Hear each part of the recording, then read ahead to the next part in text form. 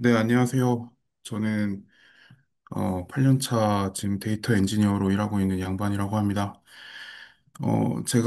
저도 처음에 이 일을 시작할 때 이제 자바를 공짜로 가르쳐 준다 그래가지고 내일 배움 카드로 8개월 동안 공짜로 지역 교육받고 얼떨결에 취업해가지고 여태 수도 개발자로 살아오고 있습니다. 아직까지는 뭐 크게 뭐 실수하거나 뭐 아니면 뭐 망신당한 일은 없는 것 같아서 다행이라고 생각하고 있고, 어, 요즘에 개발 시작하시는 분들이 수준이 많이 올라가가지고, 상당히 위협적으로 느끼고 있어요. 그래서, 면접 제가 많이 보고 있는데, 신입 지원하신 분들이 되게 출중하신 것 같더라고요. 그래서 여기서 이렇게 제가 강의를 해도 되는 건지 잘 모르겠지만, 처음 개발하시는 분들이 조금 더 희망을 갖고, 좀 더 도움이 되고, 저처럼 하지 말라는 의미에서 몇 가지 좀 말씀드려보도록 하겠습니다. 일단 제 양력을 좀 말씀을 드리면 아까 말씀드린 대로 8년 차 데이터 엔지니어로 지금 근무를 하고 있고요. 어, 뭐 국내뿐만 아니라 글로벌에서 지금 맥주 분야에서는 세계 판매 1위 기업의 한국 데이터 레이크 담당으로 근무를 하고 있습니다. 뭐 소비재 기업 중에서 아마 뭐 2위인가 3위인가 할 거예요. 글로벌에서. 저는 뭐 한 이직을 좀 여러 번 했습니다. 한 세 번 정도 이직을 했고, 뭐 이직하면서 좀 프로젝트를 많이 했었는데, 뭐 들으면 아실 만한 그런 대기업들, 거의 국내 많은 대기업에서 빅데이터 솔루션 프로젝트를 참여를 했었고, 또 도메인도 다양하게 경험을 좀 해봤습니다. 운이 좋았죠.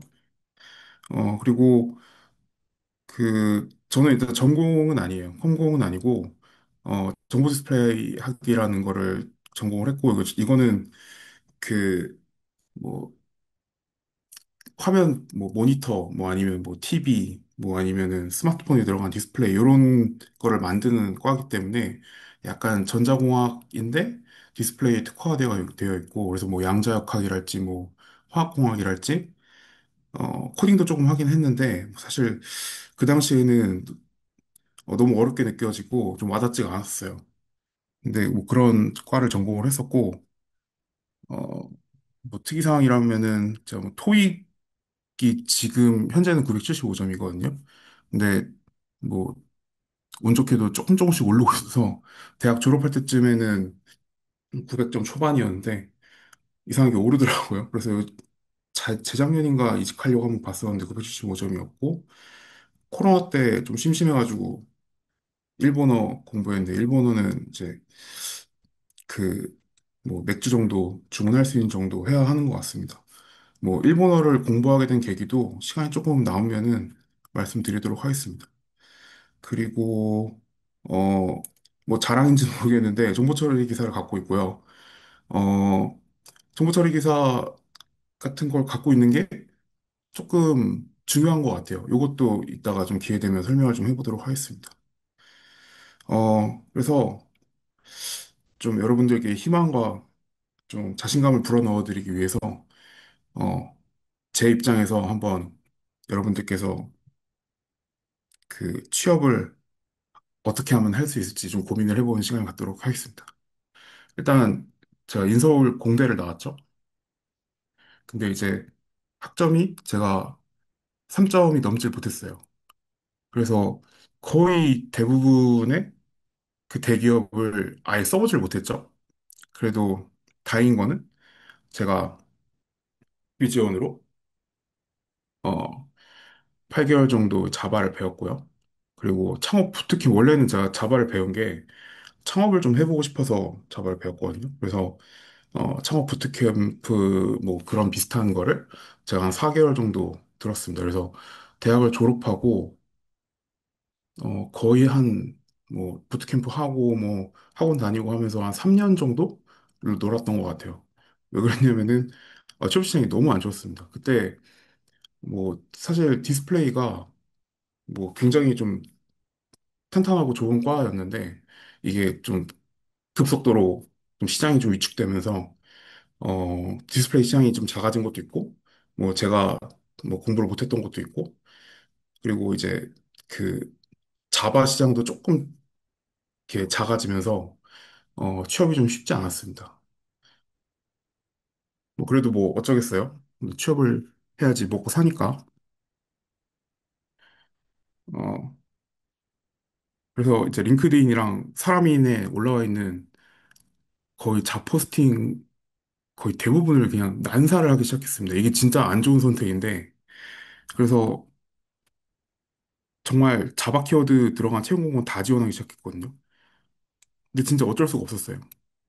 그래서 제가 진짜 그래도 뭐 어쨌든 인서울 출신이고 뭐 하다 보니까 면접을 정말 많이 봤거든요. 면접을 거의 한 50번 넘게 봤는데, 진짜 뭐 일주일에 월화수목 금요일 매일 면접 본 적도 있고 하루에 2번 본 적도 있고 면접을 정말 많이 봤습니다. 근데 뭐 정말 쉽지 않았고 어 그 신입 채용은 정말 다시는 하고 싶지 않아요. 그래서 어 이게 제가 좀 뭐 어쨌든 제가 스플렁크 엔지니어로 처음에 이제 취업을 했는데 좀 썰을 좀 풀어드리면 어 자바 개발자로 이제 면접을 보러 갔거든요. 근데 이제 그 뭐 개발자분들 노트북에 스티커 많이 붙이잖아요. 근데 맞은편에 앉아 계시던 그 면접관 분이 그 스플렁크라는 어, 그 스티커를 붙이고 계셨어요. 다른 면접 보는 같이 면접 보는 이제 지원자들이 아직 대기실에 안 들어온 상황이었어가지고 제가 핸드폰으로 얼른 검색을 해봤습니다. 스플렁크가 뭔지 뭐 빅데이터 뭐 솔루션이고 이렇게 막 이런 내용이 뭐 검색해보니까 있더라고요. 그래서 그런 걸 좀 인지를 하고 있다가 면접관분들이 막 여러 가지 질문을 하다가 아 혹시 스플렁크는 들어봤냐? 그래서 들어본 사람 손 들라고 해서 제가 그때 손을 들어가지고 아 뭐 이런 빅데이터 솔루션인 건 알고 있습니다. 근데 잘 모릅니다.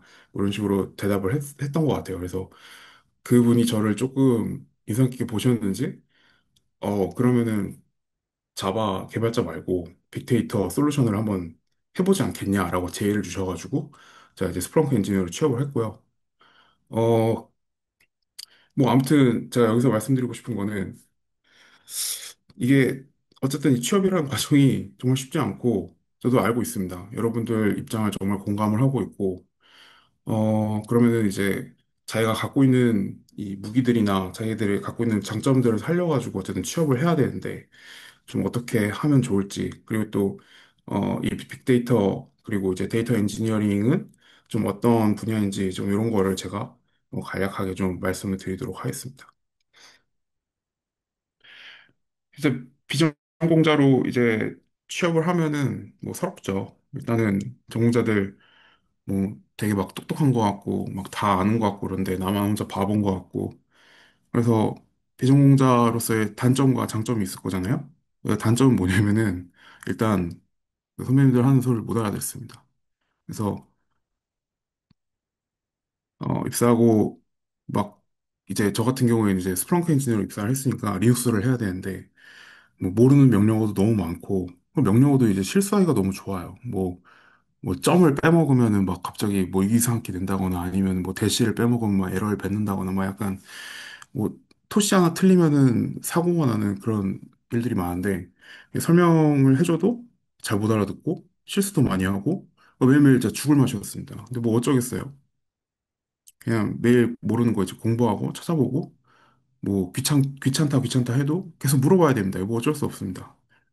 근데 이게 그 단점의 끝입니다. 뭐 여러분들 뭐 어쨌든 가서 실무를 하다 보면은 사실 뭐 비전공자라고 해서 주눅들 게 하나도 없습니다. 어차피 가면은 뭐 전공자든 비전공자든 다 바보 되기 마련이고 하다 보면은 뭐 다 새롭습니다. 저도 뭐 이직 3번 했지만 3번 할 때마다 다 새롭고 뭐 무슨 얘기인지 하나도 못 알아듣고 지금도 그러거든요.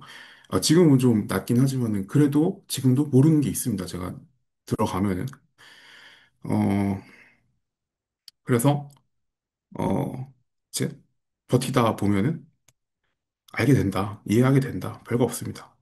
그래서 중요한 게 뭐냐? 존버해야 됩니다. 존버해야 되고, 모르는 거 있으면 물어보셔야 됩니다. 그냥, 선배님, 저 진짜 사고 칠 것 같아서 모르겠어서 여쭤봅니다.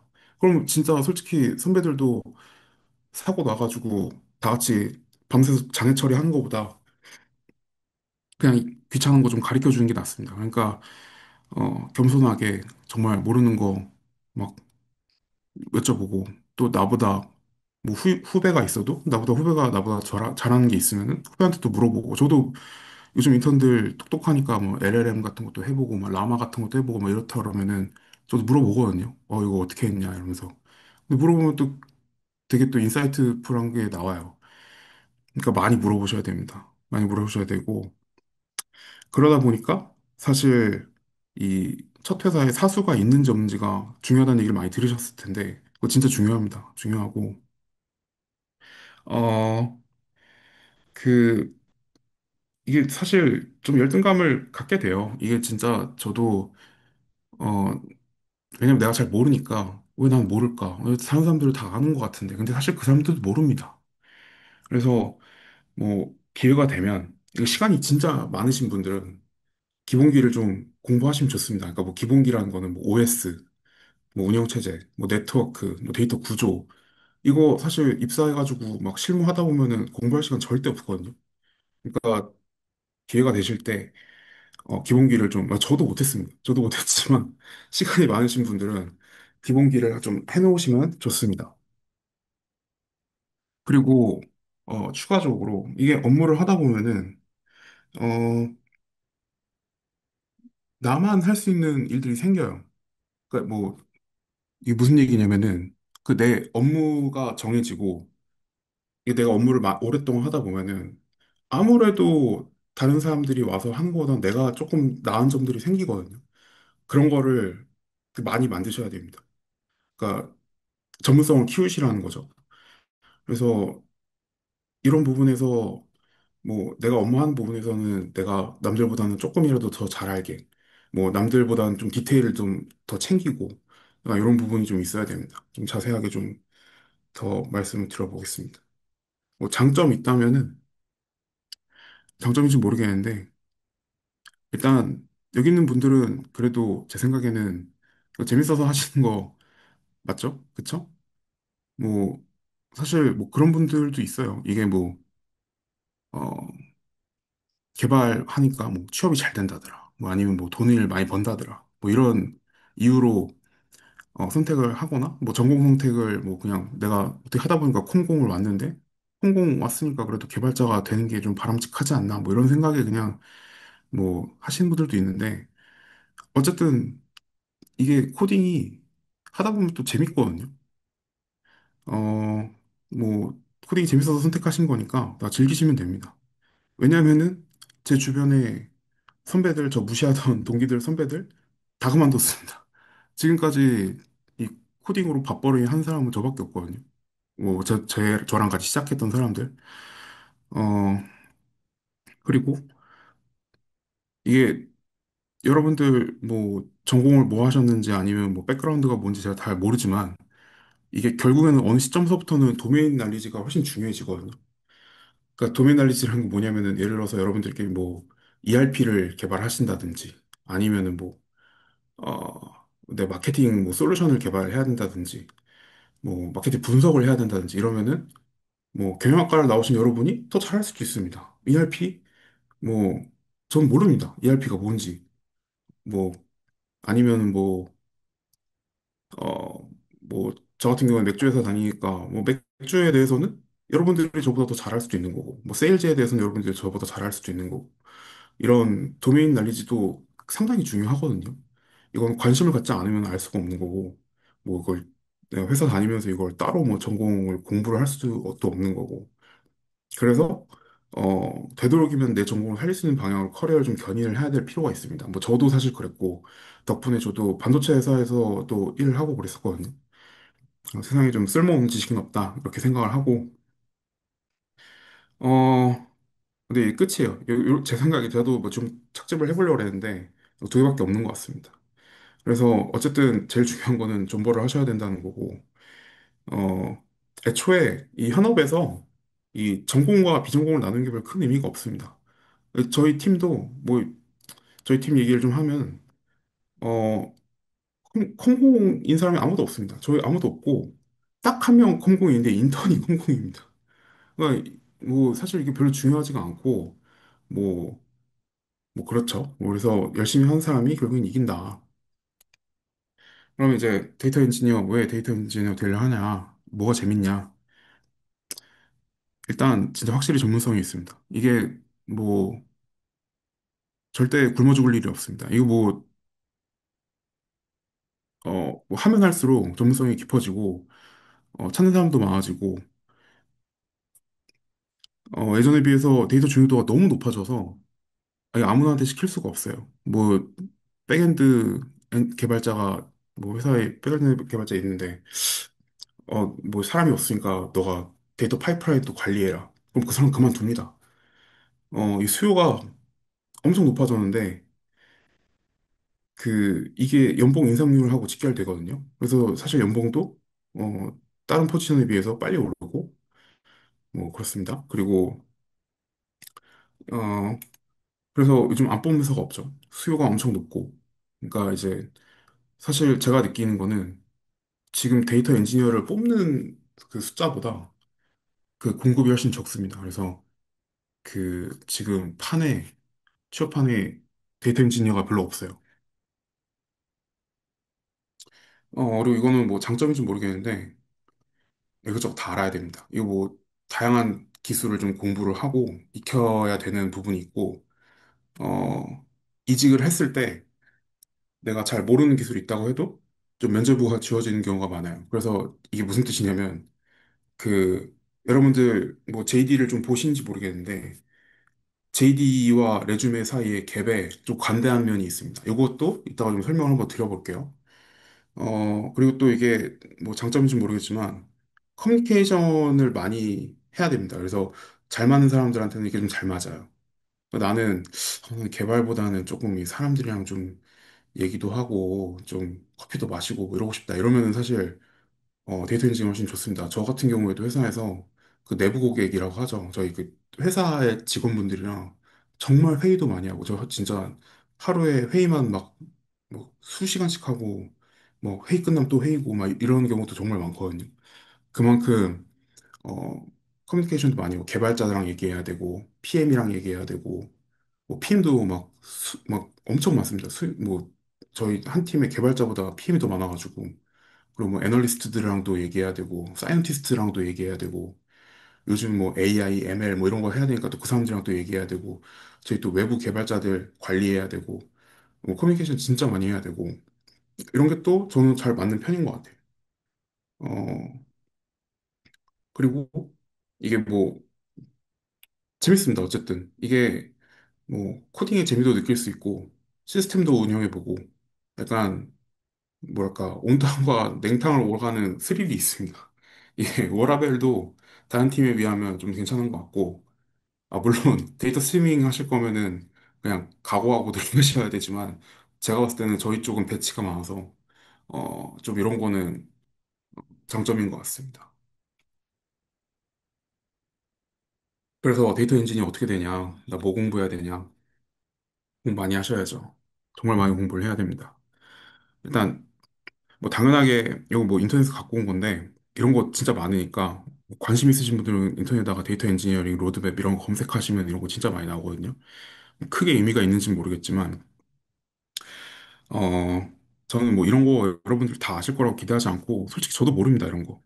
근데 기본기는 정말 중요하거든요. 뭐 일단 랭귀지 RDB 이런 거는 기본적으로 가져가셔야 됩니다. 뭐 요즘 뭐 빅데이터니까 하드만 하면 되지 않습니까? 전혀 그렇지 않습니다. 그래서 여러분들 기본적으로 당연히 파이썬 잘 하셔야 되고요. SQL 잘 하셔야 됩니다. 코딩 테스트도 다 파이썬, SQL 그 두 개로 그냥 다 그냥 끝낼 수 있습니다.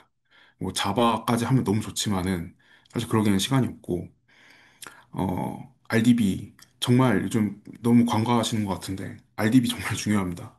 왜 뭐 빅데이터 RDB로도 할 수 있습니다.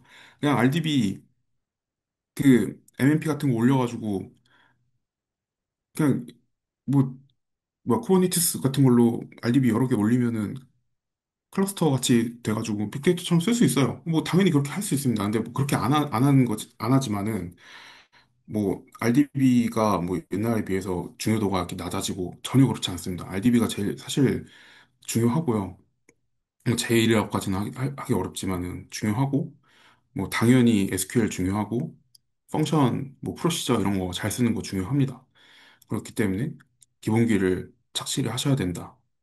그리고 어 파스로라도 노에스큐엘 같은 거 한번 써보세요. 노에스큐엘 같은 거 써보면 좋고 특히 뭐 요즘에 핫한 요즘 하여튼 뭐 최근에 핫했던 뭐 코스모스 DB나 아니면은 뭐 AWS의 그 다이나모 DB 같은 거는 한번 써보시면 좋습니다. 이게 왜냐하면은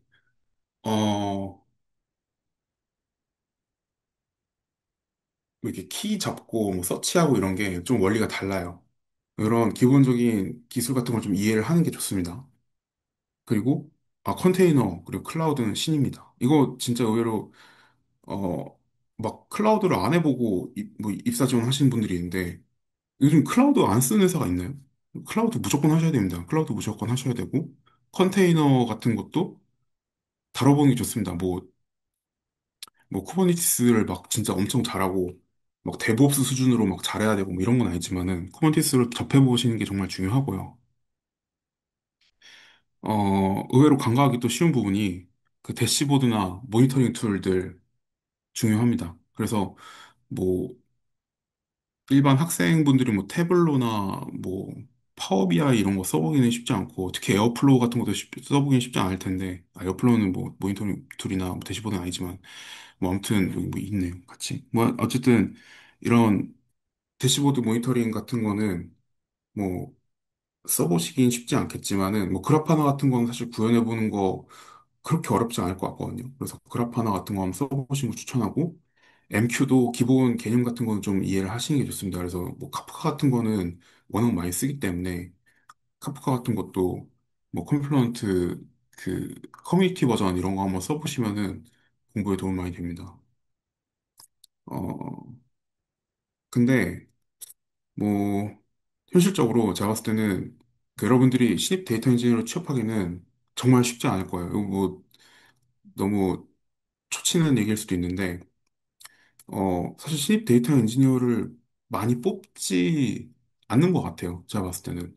근데 이게 현실이고, 그래서 제가 봤을 때는 여러분들이 기회가 있다면은 백엔드 쪽을 공부를 계속 하셔야 됩니다. 그래서 뭐, 저도 사실 현장에서 API 서버나 뭐 개발 프레임워크 같은 것도 조금씩 쓰거든요. 그러니까 뭐, 파이썬 하는 김에 그냥 뭐 플라스크나 뭐 장고도 써보면 더 좋고, 뭐, 패스트 API 같은 거는 꼭 한번 써보시기 바랍니다. 이런 게, 어, 뭐, 취업하는데 도움이 될 것 같아요. 제가 봤을 때는. 뭐, 백엔드로라도 일단 취업을 했다가, 뭐, 한 1, 2년 정도 경험 쌓고, 다시 데이터 엔지니어로 취업을 하는 게 제가 봤을 때 이상적이지 않나라고 생각을 합니다. 그래서, 뭐, 백엔드 쪽도 놓지 마라.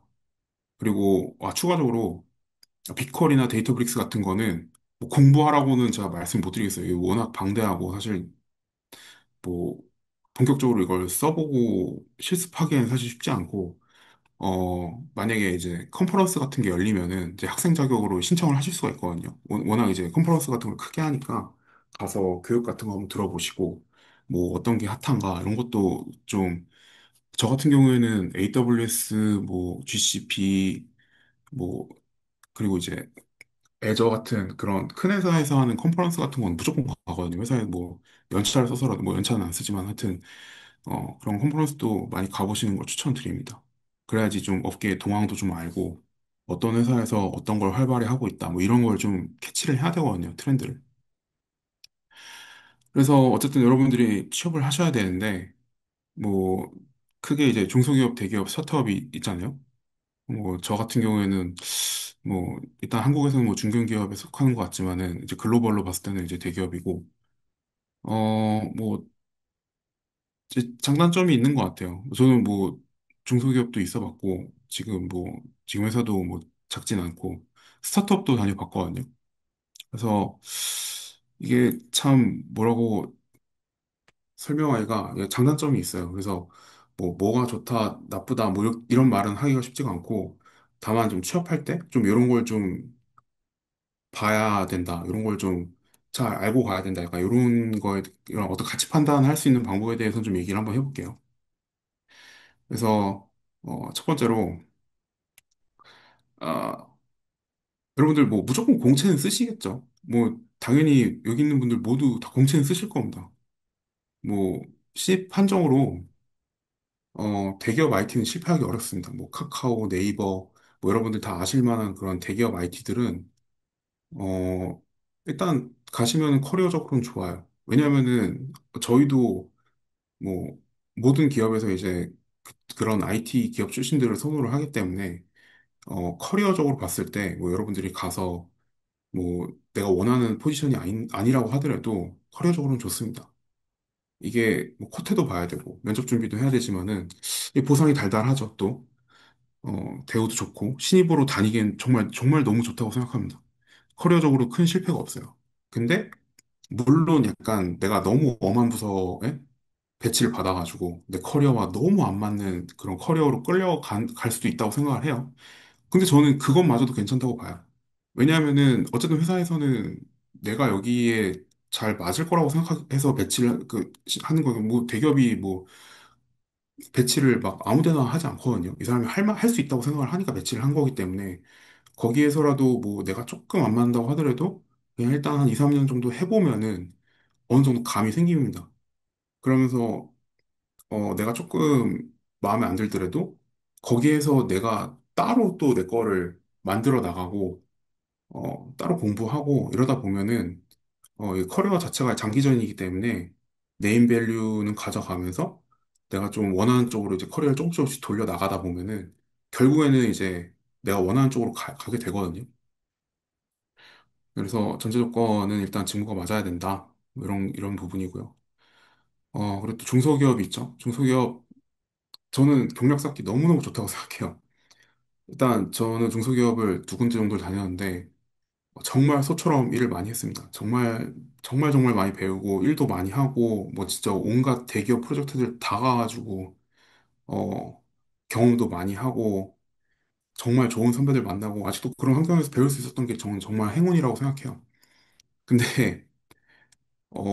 정말 뭐 사수발을 너무 받고요. 정말 안 좋은 사수 만나면 사실 너무 힘들고 사실 박봉이고 정말 뭐 중소기업은 좀 약간 그런 사수바를 많이 받는 것 같아요. 대우도 대우지만은 가서 정말 중요한 사수를 만날 수 있을지 약간 이런 거를 좀 포인트로 많이 보셔야 될 것 같습니다. 뭐 당연한 얘기지만 면접 볼 때 뭐 좀 그런 걸 물어보셔야 돼요. 내가 뭐 마지막 면접 막 보고 마지막에 뭐 저희 회사에 대해서 궁금한 거 없으십니까? 딱 했을 때 뭐 뭐 점심 맛있는 거 나오나요? 뭐 여기 아니면 뭐 휴가는 며칠 주나요? 뭐 이런 쓸데없는 거 물어보지 마시고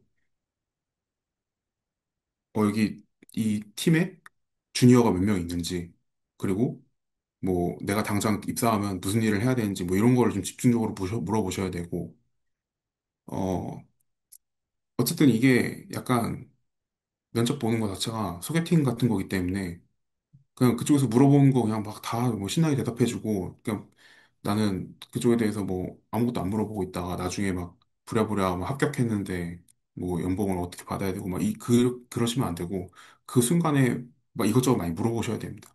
뭐 물론 너무 캐물으면 안 좋지만 뭐 적어도 이제 내가 어떤 사람들이랑 일하게 될지 뭐 이 정도는 좀 물어봐도 되거든요. 그래서 좀 면접 때 그런 걸 많이 물어보시면 좋고 그리고 저는 개인적으로 정말 좋은 스타트업 입사 기회가 있다. 그러면 진짜 강추하고 싶어요.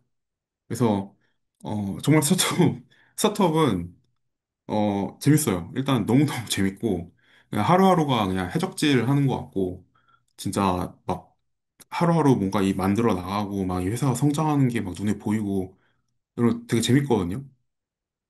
그래서 저는 추천합니다, 스타트업. 근데 이게 그 좀 안정적인 직업에 로망이 있으시면 좀 비춥니다. 이 회사가 진짜 망할 수도 있어요. 이거 뭐 현실적인 얘기예요. 그래서 조금 스타트업도 좀 뭐 사실 여러분들 뭐 검색해 보시면 아시겠지만은 뭐 진짜 정말 이 회사가 싶을 정도로 큰 회사인데도 뭐 사실 뭐 도산한 경우도 있고 뭐 이렇기 때문에 이런 건 현실적으로 좀 신중하셔야 되겠지만 근데 뭐 괜찮습니다. 뭐 주니어 때 갑자기 뭐 그런 식으로 회사가 망한다 해도 사실 다 데려갑니다. 어차피 이게 내가 커리어만 탄탄하면은 그 다 또 이제 데려가신 분들이 있거든요. 그래서 저는 좀 스타트업 같은 거는 좀 강력하게 추천드려요. 물론 좋은 스타트도 있어야 되고 그리고 또 이제 내가 그 사업 분야가 나랑 좀 맞고 뭐 이렇게 하는 여러 가지 조건들이 있지만 저는 추천드립니다. 그래서 제가 봤을 때는 현실적으로 비전공자분들이 또 스타트업을 많이 도전해야 된다고 생각을 하긴 해요.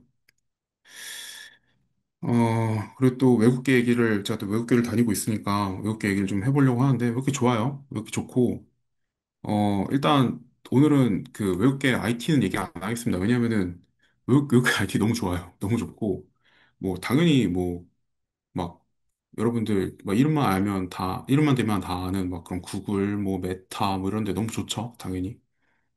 케바케 너무 심합니다.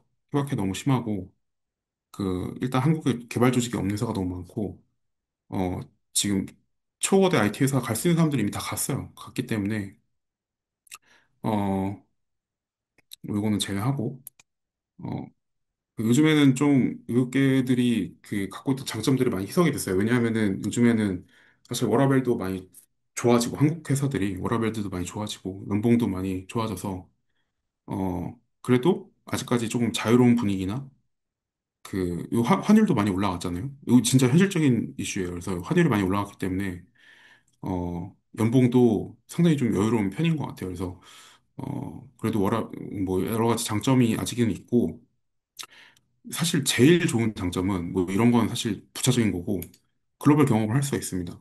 왜 글로벌 경험이 중요하냐? 어, 이게, 저는 여러분들 무조건 영어 공부 열심히 하셔야 된다고 생각하거든요. 글로벌 경험이 왜 중요하냐면은, 제가 좀 설명을 한번 드려볼게요. 여러분들, 우리나라에서 야구랑 축구 중에 뭐 어떤 스포츠가 더 인기가 많은지 알고 계세요? 이 사실 그 뭐 압도적으로 야구가 훨씬 인기가 많거든요. 우리나라에서 뭐 이건 좀 옛날 자료긴 한데 야구 팬들이 축구 팬들보다 훨씬 많습니다. 그리고 시장도 훨씬 크고 돈도 많이 벌리고. 근데 아이러니하게 그 야구 선수보다 축구 선수 연봉이 더 높거든요. 평균 연봉이. 뭐 작년 기준으로 야구 선수 평균 연봉이 1억 6천이었고요. 축구 선수 연봉이 평균 2억 3천이었다고 해요. 왜 이렇게 막 차이가 많이 나냐면은, 어, 이 글로벌 시장 때문에 그래요. 그, 야구 선수들이, 해외 진출을 하면은, 결국에는 미국 아니면 대만이거든요. 근데 대만은 사실 우리나라보다 시장이 작고, 결국은 미국 밖에 갈 데가 없는데, 사실 축구는 진짜 시장이 엄청 많아요. 특히 요즘에 중동 쪽으로 돈이 많이 풀려가지고, 뭐, 당연히 유럽, 뭐, 미국, 중국, 뭐, 중동, 뭐, 워낙 갈 수 있는 시장이 많습니다. 그래서 그 해외에서는 당연히 축구 선수들 연봉이 훨씬 높기 때문에 이 한국 국내도 덩달아서 이제 선수들 몸값이 뛰거든요. 이게 저는 시사한 바가 좀 크다고 생각을 해요. 그러니까 뭐 개발도 마찬가지로 이게 내가 좀 연봉을 더 많이 높이고 싶다. 그러면은 좀 영어를 해야 됩니다. 이게 내가 당장 한국에서 영어를 하지 않는다고 하더라도 영어를 그냥 할 수 있다는 것만으로도 연봉이 오르는 효과가 있다. 저는 이렇게 생각을 하고요. 저희가 어쨌든 해외 시장을 계속 문을 두드릴 필요가 있고, 뭐, 특히 최근 달러가 강세이기 때문에 국내 연봉이 좀 역으로 떨어지는 그런 기이한 현상이 있거든요. 그래서 여러분들도 뭐 어떻게 될지 모르겠지만은 이런 외국계 기업에서 뭐 한 2, 3년 정도 다니다가 글로벌로 진출을 한다거나 뭐 이런 좀 꿈을 좀 가졌으면 좋겠습니다. 그래서 제가 또 준비한 게 JD 같은 걸 좀 보면서 좀 지금 취업 트렌드나 좀 여러분들이 어떻게 좀 공략을 해야 될지 이런 거를 좀 간단하게 좀 얘기해 보는 시간을 좀 가졌으면 좋겠거든요.